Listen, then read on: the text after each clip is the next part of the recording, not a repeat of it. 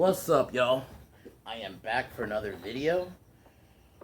Today we're on the second Blade film we're gonna continue with. We're on Blade 2, and then tomorrow I will review Blade 3 or Blade Trinity, which was not good. I have to watch that again, and then I might do a bands I love tomorrow. The first one's gonna be Smashing Pumpkins, and at some point this week, the second one will be Queen, because I feel like that's one band I really need to talk about, and they're one of my favorites. So Queen, that will be this week, probably Wednesday, and then whatever Wednesday video I do. But today I'm reviewing Blade Blade 2, which I watched earlier. Blade 2 still slaps. I mean, I'll admit my only criticism, which is minor, is I do think the story, I get it, it's a sequel. So sequels, a lot of the time, the story's supposed to get bigger, right? But I don't know. I feel like it went a little too big, like with the whole Reaper mix thing. I think that was a bit much, but I thought they were decent. It's like the first one was just simple, it was just Blade killing vampires. But I get it. You have to do something different with the sequel. You can't just do the first one again. Granted, Friday the 13th did that for decades, so. But I will say, this movie is awesome. So let me finish packing this bowl, and we will get to it. But yeah, Blade 2 is awesome. I think Guillermo del Toro, David Goyer wrote in. We will talk about David Goyer tomorrow. So, and David Goyer, I think is his name, is an interesting case. He's worked with, obviously, Nolan on the Nolan trilogy. He worked on the Snyder DC movies. I think at least Man of Steel and Beat, which I love. So he's worked on some shit I love, but clearly, I mean, and this is more about tomorrow, but this dude's not a director. Not every writer is a director. Not every director is a writer. There are some things that are not your strong suit. So, gee, hold on, let me arrange that. But as usual, this is I'm gonna sometimes every now and then say what strain I'm smoking. This is Father OG. Yeah, no, this Fire OG. Okay, I got the name wrong. But yeah, this is Fire OG. So I'm gonna take a quick hit. Cheers.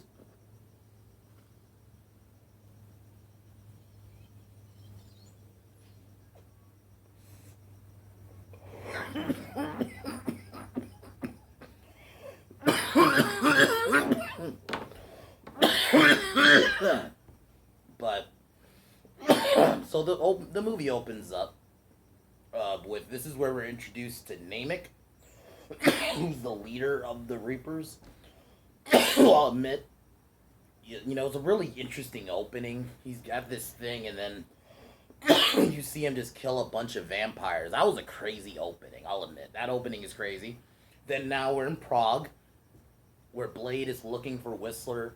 And I'll admit, man, I just love it when one of my favorite parts of these movies is just when Wesley lets loose and just let him just fucking use his martial arts. My God, the choreography. I'm gonna take shots of this movie all the time.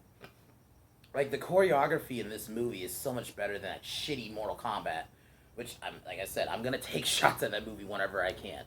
So yeah, it's just like the choreography was so good. Him just fucking up with these vampires, and this is where he finds Whistler, who's been turned into a vampire.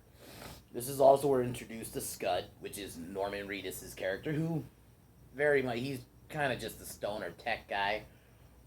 Besides the twist in the end, which I'll admit, the more I think about it, I don't really like. I'll just spoil it. He ends up working with the vampires that I'm going to mention later. I think that was a bit much. I get it. They wanted a twist. It wasn't needed. And I'll definitely go in more when we get to that scene. But yeah, so we're introduced to Scud, who, like, he's kind of like the younger Whistler initially. Building his tech and working on, like, weapons. So Whistler gets better. And then this is where Nisa and Assad, who are the vampires who were they're like dressed as like ninjas, and we have a cool little fight scene with Blade and Nisa, and then really cool fight, I'll admit. They're like dressed like ninjas. You have a sword fight, And like just initially Blade's like fucking like Nissa has her sword and she's trying to slice it and Blade doesn't even have the sword out yet. It's still in the sheath and he's just like blocking it, like not even trying. It's just like I'll admit the choreography just gets so much better. The first one is definitely a better film all around, but definitely I feel like the choreography gets a lot better in the second one. But then it turns out that it's Nissa who's the daughter of the head vampire, and they want a they want a truce, and this is where uh, we meet Vampire Overlord Eli, who's that's Nissa's father. Who the this is where it's revealed about the Reapers. Excuse me. Um, so basically, they want Blade to lead this group called the Blood Pack, an elite group of vampires. And they even say they originally formed to hunt Blade, but he wants Blade to lead them because the Reapers are killing all the vampires, and basically, if obviously they're gonna move to the humans, which is interesting. I like it's like X2 in that sense, where you have to work almost like basically with the bad guys, like where the mutants like the X-Men have to work with the Brotherhood because of basically a bigger enemy. Just so I like that introduction, and this is where we're introduced. Um, their names. This is when one of them is played by Ron Perlman, who was Dieter. And then you have little bit of funny sequences where Blade, like, because Dieter, which is Ron Perlman's character, tries to start some shit, and then Blade just puts a bomb in his head with quickness. Really cool little interaction, and they go to uh, so they go to a vampire bar, a club with like weaponry, and Blade says they'll play along for now. And clearly, obviously, Whistler's not gonna trust the vampires, and they're clearly like. I like how in this film too they try to like, because Whistler was turned into a vampire, so they almost like have that little bit of like, should you trust Whistler because he's a vampire? So they go to the vampire club, and then basically we have a big fight scene in that whole club where the Reapers attack. So Priest gets bitten and killed. Lighthammer gets killed, but he conceals the wound. Lighthammer's the big dude with the hammer, and then yeah, Donnie Yen's in this. He's one of the vampires, which is pretty cool. So like, and then you have a cool fight scene between Blade and Namek. Granted, it's really short, and he wants, obviously Namek wants Blade to join, uh, join him, but Blade refuses. So then Nomak disappears, and it turns out that the Reaper's weakness is UV light. So then I'm trying to think what happens after this. Um, and it turns out Eli actually, who's the head who hired Blade earlier, has his own little thing going on. So like this movie, it's paced very well. I like the Reapers, which are like vampire human hybrids. I like the design, especially when their mouths fully open. Very obviously, it looks like the Predator mandibles. That's all I was thinking. Um, so it turns out their weakness is UV light. So Blade and the Blood Pack, basically their plan is to go into the Reaper's lair during sunrise and try to attack him with UV bombs, which was created by or grenades, which was created by Scud. Who I'll admit, Scud was entertaining. Very early 2000s kind of character, at least the name Scud. Like, and then like obviously this movie continues the trend of the first one. Like anytime the fight scenes happen, you have like some not dubstep. I don't know if dubstep was a thing, but like techno, which is fine. That was just the style in early 2000s, in late 90s really too, because this was 2000. This movie came out in 2002, so you still have that like leftover stuff from the 90s a little bit.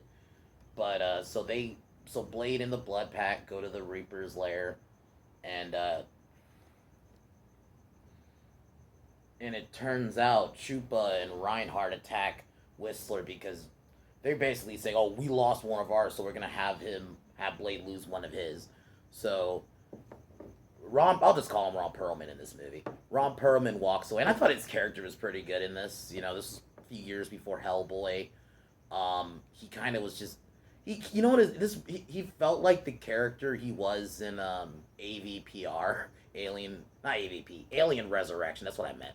Alien Resurrection, where he was like this douchebag bounty hunter guy. Granted, he was a vampire in this, who he's a bad guy, but he's not the main bad guy. Throughout the film, him and Blade like have this little back and forth. So, but Whistler ends up having Chupa killed, who's one of the vampires, because I guess he sprayed one of the. Earlier in the film, you see this thing that is pheromones of the Reapers. So the Reapers kill Chupa, and then we have a big battle scene where Blade has to use a bunch of grenades to kill the Reapers, and cool explosion scenes. You have a scene of Nissa and fucking Blade and Reinhardt just having a big shootout with them. So they end up blowing up the Reapers seemingly, at least killing most of them, minus Nomak, who runs into Whistler, and basically Nomak reveals what was going on, which we learn later on. So Blade, after the explosion, finds Nissa, and throughout the film, you could tell they're kind of slowly getting attraction to each other. She's not like a full-on love interest, like they don't go all out with it, but you could clearly tell they're leaving that like, yeah, they're definitely setting her up as like the love interest kind of. So Blade ends up saving her by letting her suck some of his blood, but it turns out it was a double cross, and which is Deminsky's forces, and then end up betraying Blade. So they end up capturing Blade, Scud, and Whistler. And the real reveal is that Eli, that Namek is Nomak. I couldn't say Namek. Nomak. Sorry, Nomak is his son. That he tried this because he wanted a force of vampires that were immune to basically silver and garlic, like basically standard vampire weaknesses. He wanted, but it ended up going wrong. And also weakness is sunlight. And then so Reinhardt ends up.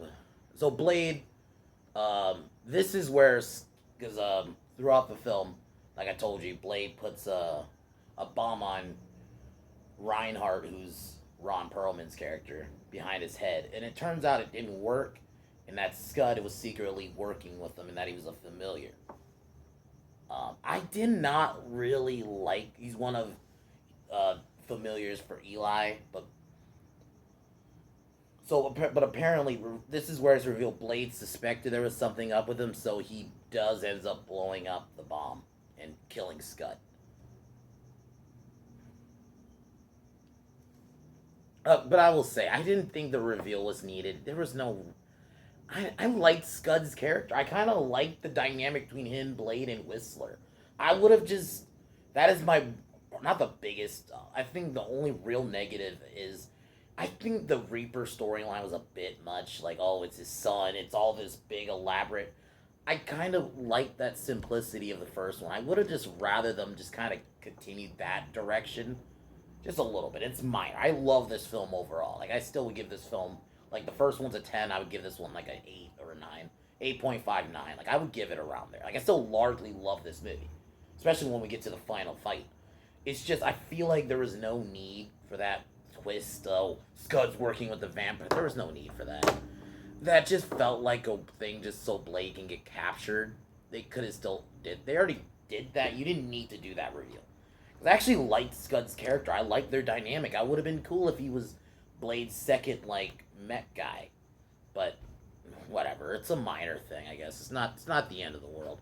So Blade ends up getting captured after blowing up Scud. He gets placed on this, like, fucking on this fucking autopsy table with, like, which is also draining because they need Blade's blood to develop an immunity. So they end up draining Blade's blood. And it's pretty brutal because this fucking bed has like a bunch of spikes on it. It was pretty brutal. So they end up doing that, but Whistler ends up because Namek ends. I keep saying Namek. Nomak, sorry. Nomak ends up breaking into the facility, killing a lot of the vampires, which causes Whistler to escape and knock out Reinhardt. And then he ends up saving Blade by killing the lawyer guy you see with Eli earlier in the film. I didn't mention him. I should have, because he didn't do a lot. That's why I really didn't mention him. But he was this lawyer guy who was a human that works for Eli. So he gets killed by Whistler, who shoots him, and then Whistler ends up saving Blade, and he takes Blade to this blood pool. So he ends up doing that. Blade gets rejuvenated, and we get this awesome scene where he's gonna confront Reinhardt and some of Eli's other vampires, and we once again him getting out of the water just covered in blood, and then he's knuckles up, and it's like he's fucking ready. The fight scenes in this one is definitely better. That's the one thing I will say this film does have, my opinion, beat from the first one. The action, my god, it is great. Blade just started taking out a bunch of these fucking vampires. Some of them he's fucking taking out with these shock sticks. He fucking snaps their necks. And then the last one before he kills Reinhardt, he fucking suplexes him. Wrestling suplex, where they grab your arm and then lift you like in the WWE suplex, not actual wrestling. I'm actual pro wrestling. Fucking crazy. Just fucking Blade straight up suplexes a dude. And then Blade kills Reinhardt, because Reinhardt has his sword, he tries to slice him, Blade just catches that shit with the quickness, takes it out of his hand, slices him in half, Whistler hands him his fucking shades, and then Blade just catches it. I love that shit. And I loved it in the first one, whenever Blade just catches his shades and just puts it on, so Namek my god, I cannot believe I keep saying that. Nomak, sorry, it's just habit. So Nomak confronts his father, who Nissa, because her father hid it from her that she basically had a brother, so she ends up locking her father inside the facility with just them. Nomak ends up killing his father, who tries to plead him, oh, I'll help you, and all that, and fucking Nomak kills him. Ends up almost killing Nissa, but then Blade shows up, and then we have this, my opinion, awesome fight. This one, the first one isn't really a comic book film. I said that for years. The first one was more marketed as a Wesley Snipes vampire killing movie. It wasn't really marketed as a comic book film. This one does go a bit more comic book, especially in the fight scenes. There's scenes where they're throwing them in the wall, and you have them the wall get destroyed, like in a comic book film. Because basically more showcasing how strong they are. So you get a really dope fight, but Blade ends up stabbing name Nomak. God damn it, Nomak in the side, and then Nomak basically finishes it. And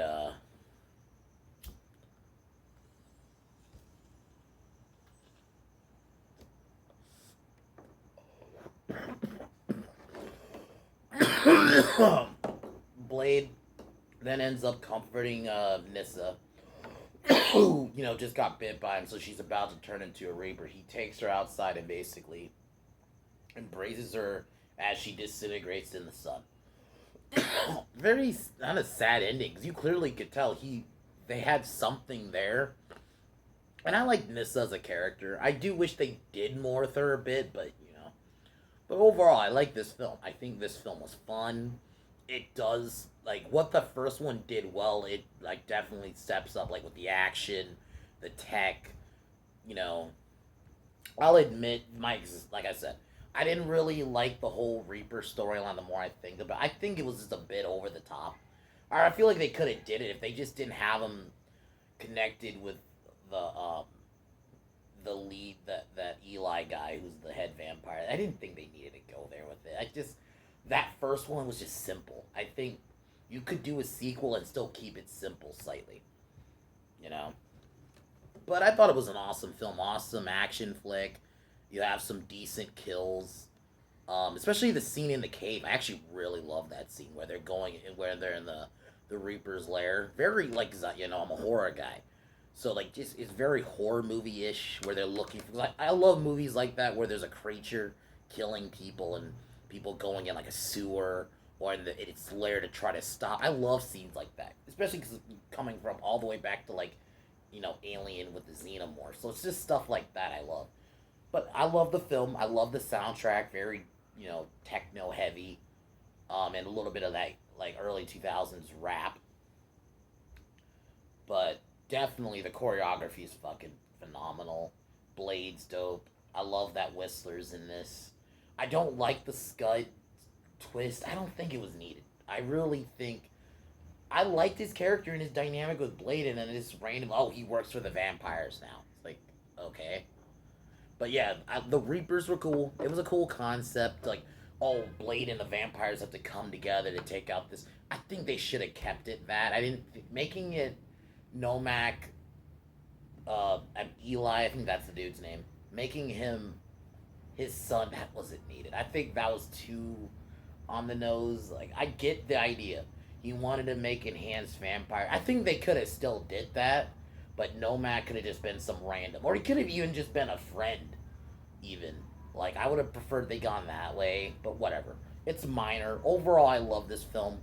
I think it doubles on what the first one did right, and it does it right. Wesley Snipes is still badass, and it doesn't. It was a good continuity, and I would have loved to seen a real third film, and that's where we're gonna get to tomorrow. So out of 10, I would give this film a 9 for sure. 8.59, like around there. I really love this film. It's not as strong as the first one, but it's definitely great. So I just wanted to get that out the way. But yeah, Blade's great. Blade 2 is great. Tomorrow, Blade Trinity review / rant. And then also bands I love on Smashing Pumpkins. So that'll be my 2 videos tomorrow. But as usual, take my warmer hit out.